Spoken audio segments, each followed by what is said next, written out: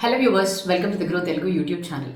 ఎన్నో రకాల వీడియోస్ని, ఎన్నో రకాల స్టాక్స్ తోటి నేను మీ ముందుకు రావడం జరిగింది. అయితే ఈరోజు నేను ఎంచుకున్న 3 స్టాక్స్ అనేవి మేము ఒక టెక్నో ఫండా పద్ధతిని ఫాలో అవుతూ వీటిని ఎంచుకోవడం జరిగింది. ఈ టెక్నో ఫండా అప్రోచ్ అంటే ఏంటి? సో బేసికలీ ఏదైతే స్టాక్స్ ఫండమెంటల్స్గా బలంగా ఉన్నప్పటికీ కూడా కొన్ని సంవత్సరాల పాటు కన్సాలిడేట్ అవుతూ వచ్చిన స్టాక్స్ గత వారంలోనే వాటి యొక్క ఆల్ టైమ్ హై బ్రేక్అవుట్ని రీచ్ అయ్యాయి. సో ఇలాగుండే స్టాక్స్ కేవలం ప్రైజెస్లో మాత్రమే బ్రేక్అవుట్కి రీచ్ అయ్యాయా, లేకపోతే వాళ్ళ కథల్లోనే వాళ్ళ బిజినెస్ తీరులోనే బ్రేక్అవుట్స్ అనేవి మనం చూడొచ్చా లేదా అనేది మనం ఈ పర్టికులర్ స్టాక్స్ని చూసి వీడియో ద్వారా తెలుసుకుందాం. సో ఇంకెందుకు ఆలస్యం, వెళ్ళిపోదాం ఆ వీడియోలోకి. కానీ వీడియోలోకి వెళ్ళడానికన్నా ముందు తెలుసు కదండి, మీరు కనుక మా గ్రో తెలుగు యూట్యూబ్ ఛానల్కి సబ్స్క్రైబ్ చేసుకున్నట్టయితే వెంటనే ఆ బెల్ ఐకాన్ని క్లిక్ చేసుకోండి.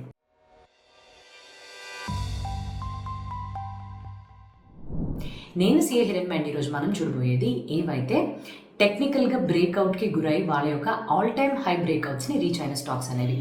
మొట్టమొదటిది సంహీ హోటల్స్. సో ఈ సంహీ హోటల్స్ విషయానికి కానీ వచ్చినట్టయితే మన దేశంలోనే హాస్పిటాలిటీ రంగానికి సంబంధించి ట్రావెల్ అండ్ టూరిజం, సో వీళ్ళు బేసికల్గా హోటల్ ఓనర్షిప్ ప్లాట్ఫామ్ మీద అగ్రస్థానంలోని ఈ బిజినెస్లో ఉన్నారు. అయితే హోటల్ ఓనర్షిప్ ప్లాట్ఫామ్స్ ఇవేంటి? సో వీళ్ళు ఏవైతే అంతర్జాతీయ బ్రాండ్స్ అనేవి మ్యారిట్ కావచ్చు, ఐహెచ్జీ కావచ్చు, హయాత్ కావచ్చు, ఇటువంటి పెద్ద పెద్ద బ్రాండ్స్ తోటి టైఅప్ వేసుకుంటారు. సో వీళ్ళు నార్మల్గా హోటల్ రన్నింగ్ బిజినెస్లో ఉండరండి. ఎవరైతే హోటల్ బిజినెస్లో ఆల్రెడీ ఉన్నారో అటువంటి వాళ్ళ దగ్గరికి వెళ్ళి వాళ్ళ బిజినెస్ని కొనుక్కుంటారు. కొనుక్కున్న తర్వాత వీటిని మెరుగులు, మార్పులు, చేర్పులు అన్నీ చేస్తూ మంచిగా వాళ్ళని రెనోవేట్ చేసిన తర్వాత ఈ పర్టికులర్ బ్రాండ్స్ అయినా ఇంటర్నేషనల్ ఆర్ గ్లోబల్ బ్రాండ్స్ అయినా మ్యారియట్ అండ్ ఐహెచ్జీ వాళ్ళతో టైఅప్ అయి వాటి పేరు మీద ఈ సంస్థల్ని వీళ్ళు నడిపిస్తూ ఉంటారనమాట. అయితే ఫినాన్షియల్ ఇయర్ 2025 కల్లా చూసినట్టయితే ఈ పర్టికులర్ కంపెనీ ఆర్ ఈ పర్టికులర్ హోటల్కి దాదాపుగా 32 హోటల్స్ 14 నగరాల్లో ఉన్నాయన్నమాట. అయితే వీటి యొక్క బిజినెస్ వర్టికల్స్ ఏంటి? 3 బిజినెస్ వర్టికల్స్ నుంచి వీళ్ళకి ఆదాయం అనేది వస్తుంది. మొట్టమొదటిది ఏదైతే మనం చూస్తామో అప్పర్ అప్స్కేల్ అండ్ అప్స్కేల్. ఇందు నుంచి 43% అంటే చాలా ప్రీమియంగా ట్రావెల్ చేసే వాళ్ళకి ఈ సెగ్మెంట్. అండ్ రెండోది upper mid scale segment. So ఈ పర్టికులర్ అప్పర్ మిడ్ స్కేల్ నుంచి 42% వరకు ఆదాయం అనేది వస్తుంది. అండ్ ఇది ఎవరైతే ఫ్రీక్వెంట్గా మాటికి బిజినెస్ క్లాస్లో ఆర్ బిజినెస్ ట్రావెల్ చేస్తూ ఉంటారు కదా, సో ఈ ట్రావెలర్స్కి మీరు ఈ పేరు వినే ఉంటారు, ఫెయిర్ఫీల్డ్ బై మ్యారియట్ అని. సో ఈ పర్టికులర్ చైన్ ఆఫ్ హోటల్స్లో ఇక్కడ ఆపరేట్ చేస్తున్నారు. అండ్ మూడవ రంగం ఏదైతే ఈ మిడ్ స్కేల్ సెగ్మెంట్కి వర్తిస్తుందో 15% వరకు ఆదాయం వస్తుంది. అండ్ ఇక్కడ వీరు హాలిడే ఇన్ ఎక్స్ప్రెస్ అనే చైన్ ఆఫ్ హోటల్స్ ద్వారా ఆపరేట్ చేస్తున్నారు. అయితే ఈ కంపెనీకి సంబంధించిన ఆర్థిక పరంగా వీళ్ళ యొక్క పనితీరుని మనం తెలుసుకుందాం.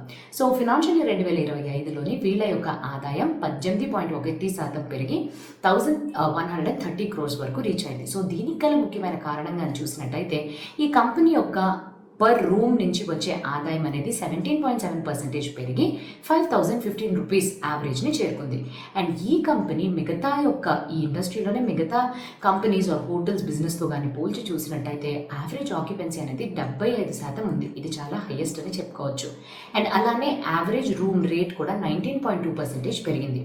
సరే, ఆదాయం ఎంత పెరుగుతుంది? ఖర్చుల విషయానికి వస్తే అది కేవలం 4.8% పెరిగింది. అండ్ అందులో కూడా ఎంప్లాయీ బెనిఫిట్ ఎక్స్పెన్సెస్ని 14.8% తగ్గింపు, అంటే తగ్గించి వీళ్ళు చాలా అనుకూలమైన కాస్ట్ కంట్రోల్ పథకాలని అమలు పరిచారని మనకి తెలుస్తుంది.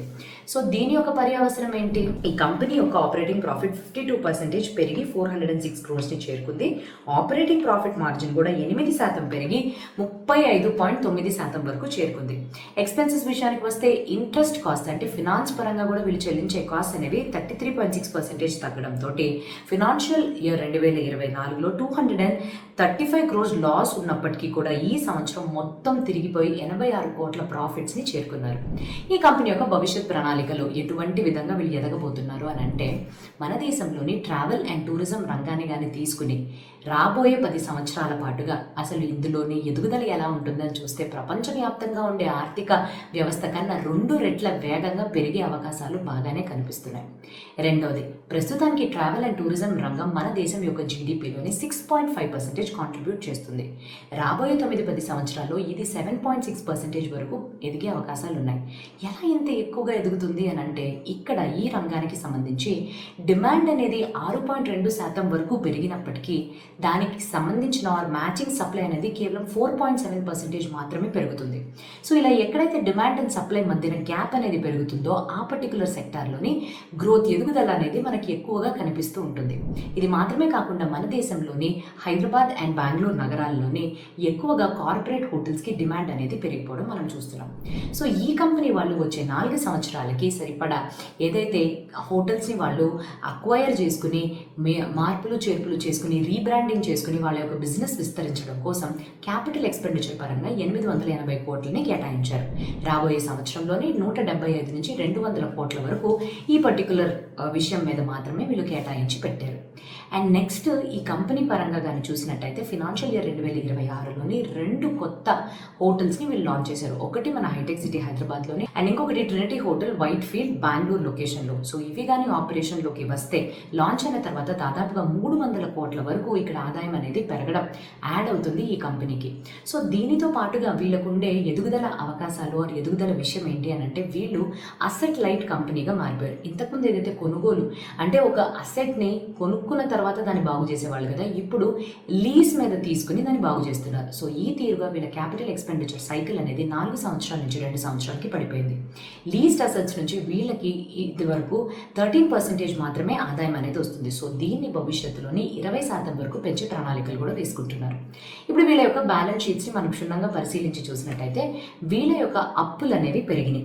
సో మొట్టమొదటిది వీళ్ళ అప్పులు 2123 క్రోర్స్ నుంచి 2246 క్రోర్స్ అంటే దాదాపుగా 6% వరకు పెరిగినాయి. షార్ట్ టర్మ్ లైబిలిటీస్ 68% తగ్గినప్పటికీ కూడా లాంగ్ టర్మ్ 26% పెరిగింది. ఎందుకంటే వీళ్ళు కొత్త కొత్త సైట్స్ని కొంటూ వాటిని బాగు చేస్తున్నారు కాబట్టి వీటన్నిటికీ కూడా వీళ్ళకి ఖర్చు అవుతుంది. సో లాంగ్ టర్మ్ బారోవింగ్స్ పెరిగినాయి. అండ్ నెక్స్ట్ కానీ చూసినట్టయితే లీజ్డ్ లయబిలిటీస్ అనేవి 2 రెట్లు పెరిగిపోయినాయి. అంటే దాదాపుగా 46 క్రోర్స్ ఉండేవి కాస్త 118 క్రోర్స్ వరకు జంప్ అయిపోయింది. సో దీనికి నేను ఇంతవరకే చెప్పాను కదా, ఆక్యుపెన్సీ రేట్ అనేది ఎక్కువగా ఉంది అండ్ వీళ్ళ యొక్క యావరేజ్ రూమ్ రేట్ 7257 దగ్గర స్థిరపడిపోయింది. ఈ కంపెనీ యొక్క టెక్నికల్ అనాలిసిస్ అంటే స్టాక్ యొక్క బ్రేక్అవుట్ గురించి మాట్లాడుకుందాం. వీళ్ళు ఐపీఓ ప్రకటించిన తర్వాత 2 సంవత్సరాల వరకు వీళ్ళ కంపెనీ యొక్క స్టాక్ కన్సాలిడేషన్ ఫేజ్లోనే వెళ్తుంది. కాకపోతే పోయిన వారం హఠాత్తుగా దాని యొక్క ఆల్ టైమ్ హై బ్రేక్అవుట్ని రీచ్ అయింది. డౌ థియరీ యొక్క ఆధారంగా కానీ చూసినట్టయితే ఏదైతే స్టాక్ కొన్ని సంవత్సరాల పాటుగా కన్సాలిడేషన్ ఫేజ్లోకి వెళ్ళి తర్వాత ఒకేసారి ఆల్ టైమ్ హై బ్రేక్అవుట్కి రీచ్ అయితే ఇది అలానే అప్వర్డ్ ట్రెండ్లో కంటిన్యూ అయ్యే అవకాశాలు ఎక్కువ ఉన్నట్టుగా ఈ థియరీ మనకి చెప్తుంది. సో ఆ ఆధారంతో కానీ చూసినట్టయితే ఈ పర్టికులర్ స్టాక్ యొక్క లెవెల్ 210 కన్నా పడిపోకపోతే ఈ అప్ ట్రెండ్ కొనసాగే అవకాశాలు ఎక్కువగానే కనిపిస్తున్నాయి. కాకపోతే 210 లెవెల్ కన్నా పడిపోతే తప్పకుండా ఈ బ్రేక్అవుట్ అనేది ఇన్వాలిడేట్ అయిపోతుంది. సో ఫైనల్గా ఈ కంపెనీకి ఎటువంటి రిస్క్స్ అన్నా ఉన్నాయా? ఎస్. మొట్టమొదటిది ఈ కంపెనీ యొక్క క్యాష్ ఫ్లోస్ ఈ పర్టికులర్ ఇయర్కి -69 క్రోర్స్ ఉంది. అంటే cash flows to the net profit ratio కానీ చూసినట్టయితే 1.17 నుంచి నెగటివ్ నుంచి 4.15కి ఇంక్రీజ్ అయింది. ఇదేంటి ఈ రేషియో ఇంక్రీజ్ అయినప్పటికీ క్యాష్ ఫ్లోస్ బాగాలేదంటున్నారు? ఇది మనకి టెక్నికల్ అంటే థియరిటికల్గా పెరగడం కోసం మనం ఫినాన్స్ కాస్ట్, డిప్రిసియేషన్ కాస్ట్ ఇవన్నీ తగ్గాయి కాబట్టి ఈ రేషియో అనేది మెరుగుపడింది. కానీ యాక్చువల్గా కానీ చూస్తే వీళ్ళకి క్యాష్ ఫ్లోస్ అనేవి కొంచెం బలహీనంగానే ఉన్నాయి. అండ్ వీళ్ళ overall debt ratio, debt to market capital 41% ఉంది.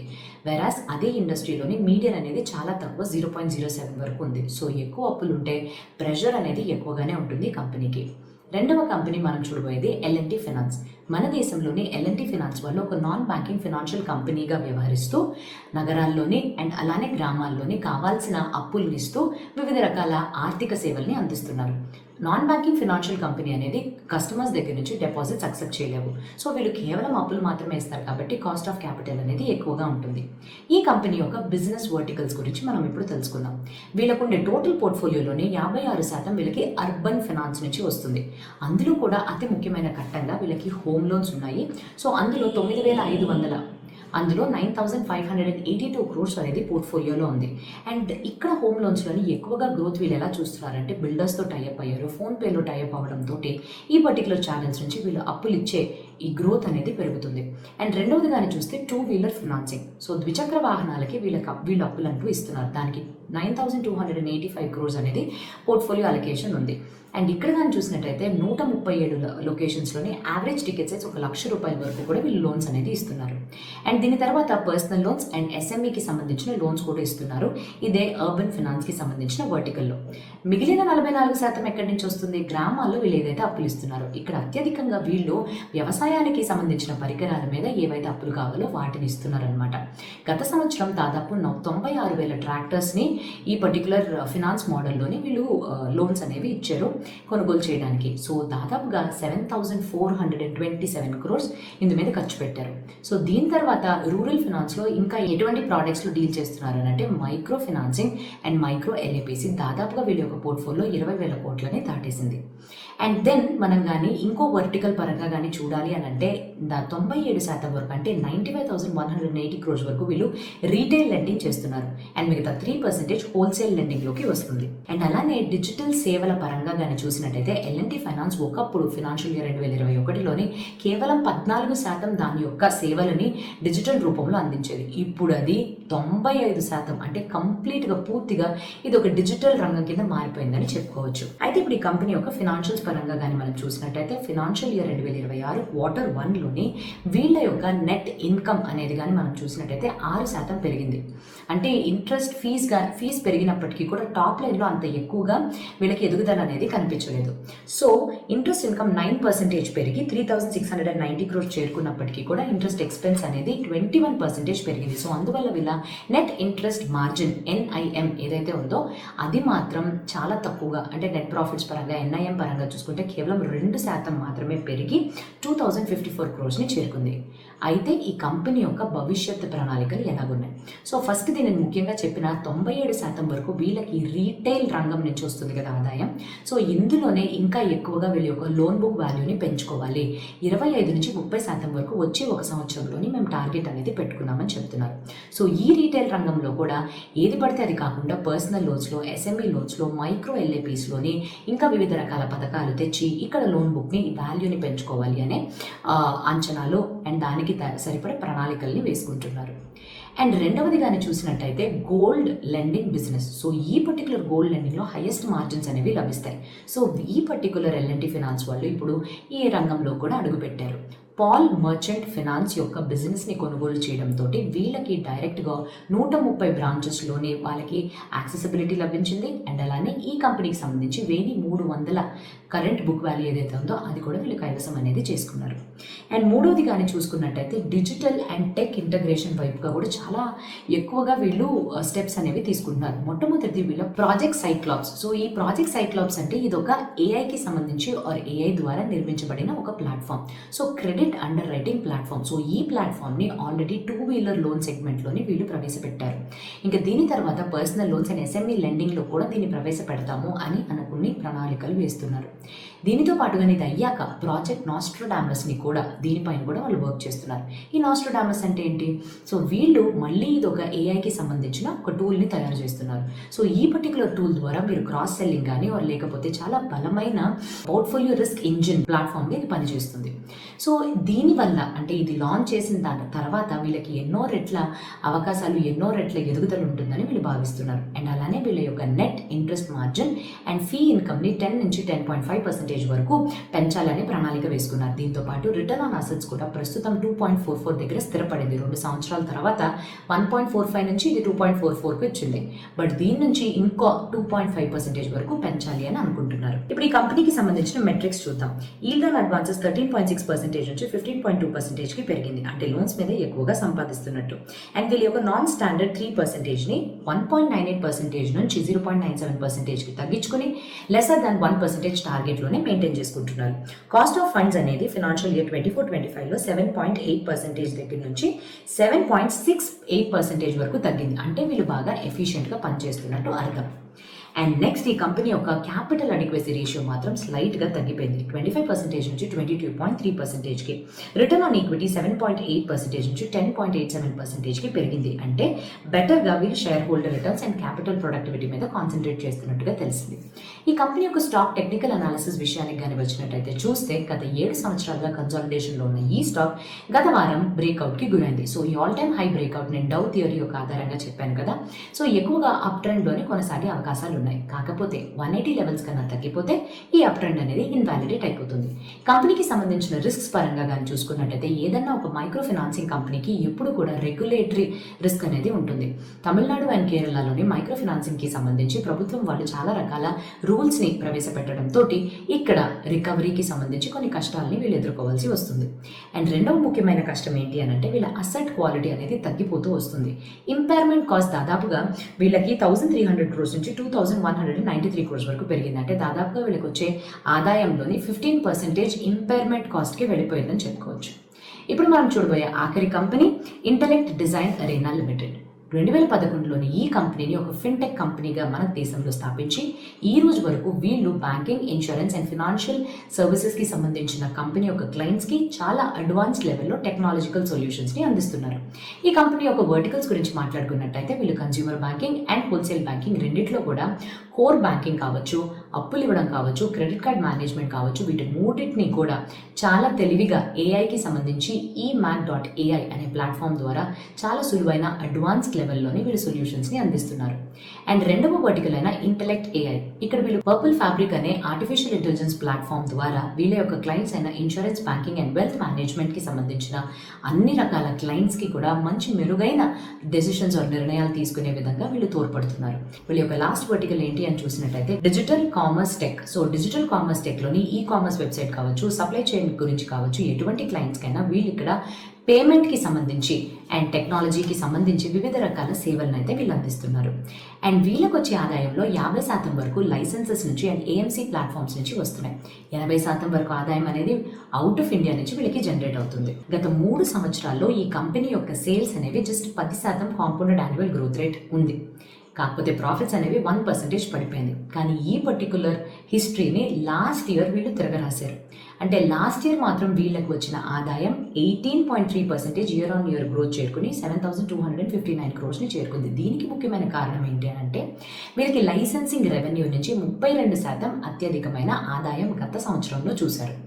అండ్ ఇలాగ లైసెన్సింగ్ గురించి నేను మాట్లాడుతున్నప్పుడు వీళ్ళకి ఏదైతే ట్విన్ ఇంజిన్స్ అయినా eMACH.ai అండ్ పర్పుల్ ఫ్యాబ్రిక్ ఉందో దీనికి సంబంధించిన లైసెన్సెస్ నుంచి వీళ్ళకి ఇంత ఆదాయం అనేది వచ్చింది.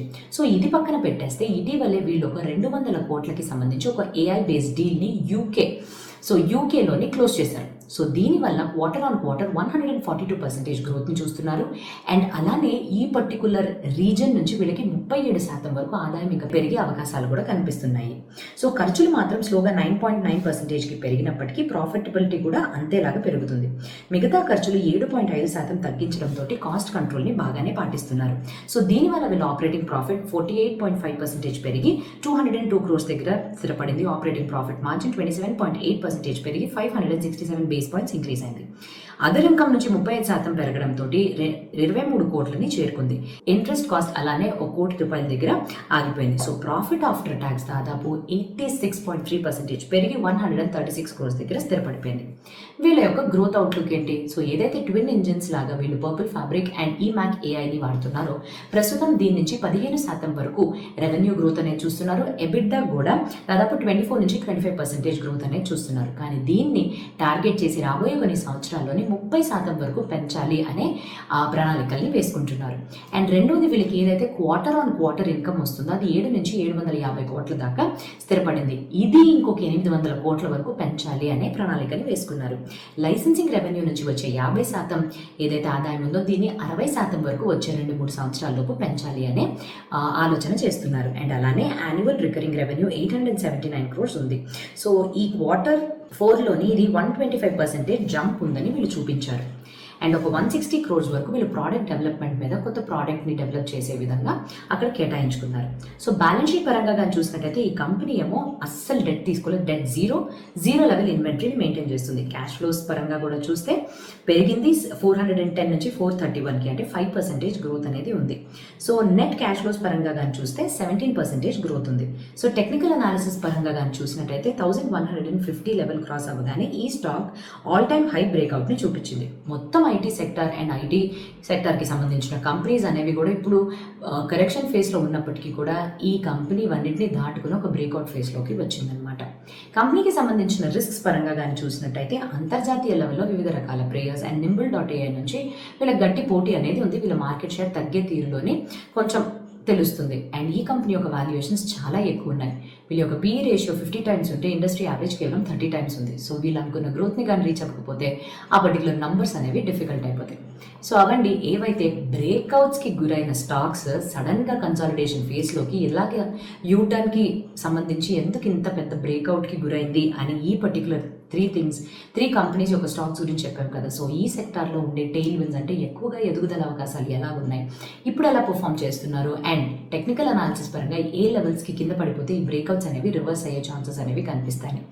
సో ఈ పర్టికులర్ 3 స్టాక్స్ని మీరు వాచ్ లిస్ట్లో పెట్టుకుని తర్వాత మీ యొక్క ఫినాన్షియల్ అడ్వైజర్స్ని సంప్రదించుకున్న తర్వాత ఒక నిర్ణయం తీసుకోవాలి అని ఆశిస్తూ ఈ 3 స్టాక్స్ గురించి ఒక మంచి ఇన్ఫర్మేషన్ అందించిన దానిగా నెక్స్ట్ ఇంకా మంచి వీడియోతోటి మీ ముందుకు రావడానికన్నా ముందు have happy and a very safe investment. Thank you.